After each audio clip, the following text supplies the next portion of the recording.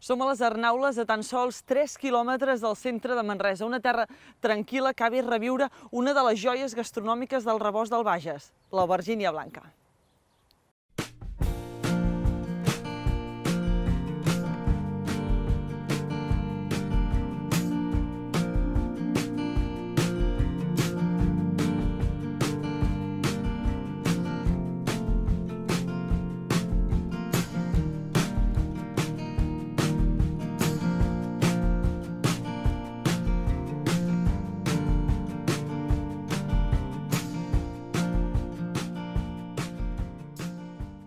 L'aubergínia blanca, a part del color, que això ja salta a la vista, és el gust i la textura que té. És completament diferent de la negra.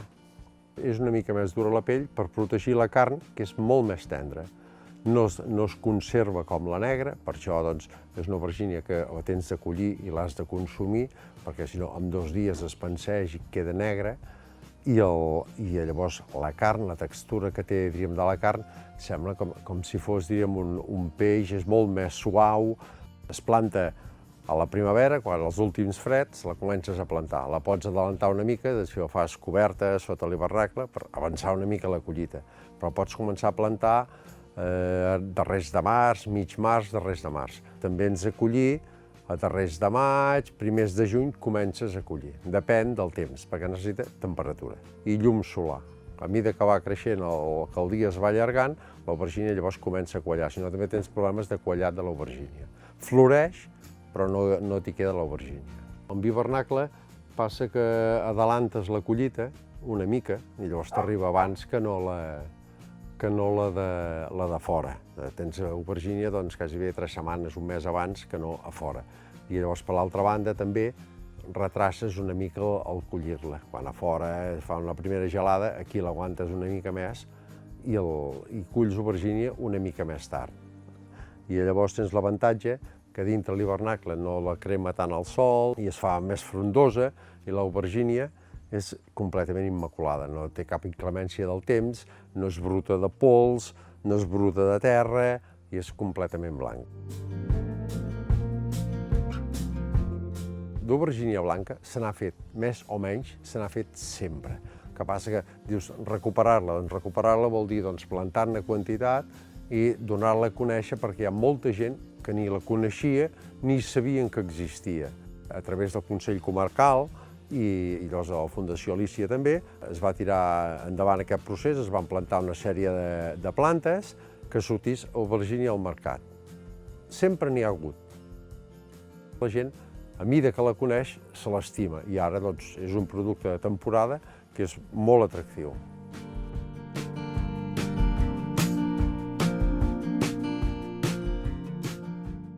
Aquesta aubergínia és terra, però també recerca. Marxem ara a la Fundació Alícia.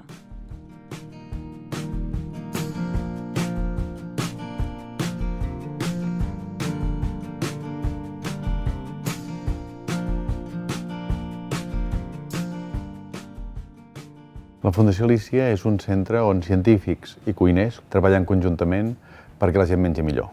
Desenvolupem coneixement culinari però amb rigor científic, i menjar millor vol dir menjar més sa, menjar més sostenible, menjar més bo. Totes aquestes coses, per cada situació de la vida, per cada persona, o sigui, siguin gent sana que no té temps, gent que té alguna malaltia i als quals podem ajudar a l'hora de menjar, o els productors, que són els que ens fan, evidentment, la base, la matèria prima amb la qual cuinem i, per tant, que els necessitem perquè sense ells no menjaríem.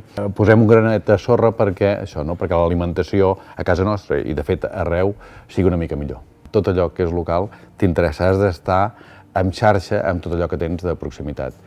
Amb els productes, amb els productors, amb aquella gent que els fa, amb aquella gent que els menja. Per tant, és que ni que volguéssim no podríem deixar d'estar compromesos amb el Bages.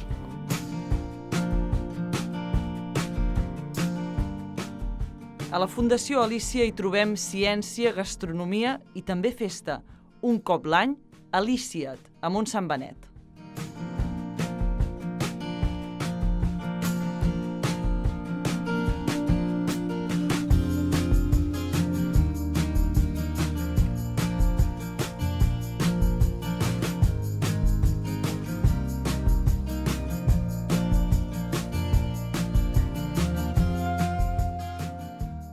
Vam fer un treball a partir també de la nostra xarxa amb l'escola agrària, amb tota la gent que fa molt temps que treballa salvaguardant la nostra biodiversitat conreada, i el que vam fer va ser plantar-los als nostres horts i començar a veure quines d'aquestes varietats recuperades, antigues, que només estaven fora dels circuits comercials, eren interessants des del punt de vista gastronòmic.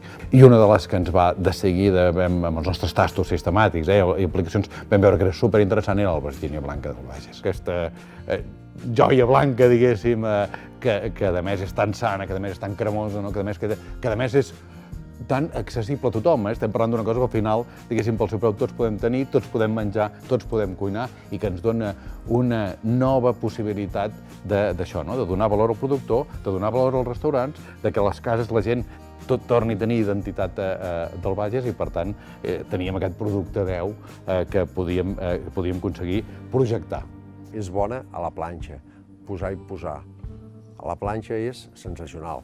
També és molt bona rebossada, estofada amb carn o amb mongetes, queda desfeta, que és com una mel, i es fa a tot temps i és boníssima.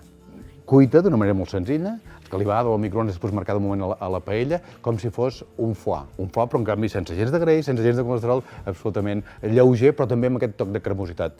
M'encanta convertir una rodanxa d'albergínia blanca en una rodanxa de lluç o una rodanxa de peix, i amb això fer una albergínia blanca a la marinera que permet, diguéssim, fer un plat divertit, un cop més sa, etc., i que fa que aquest joc faci que tota la gent de la família, també els més menuts, s'introdueixin en aquest tipus de menjars. És curiosa, gustosa, carnosa, fina i única. Així és l'albergínia blanca, el tresor blanc del Bages.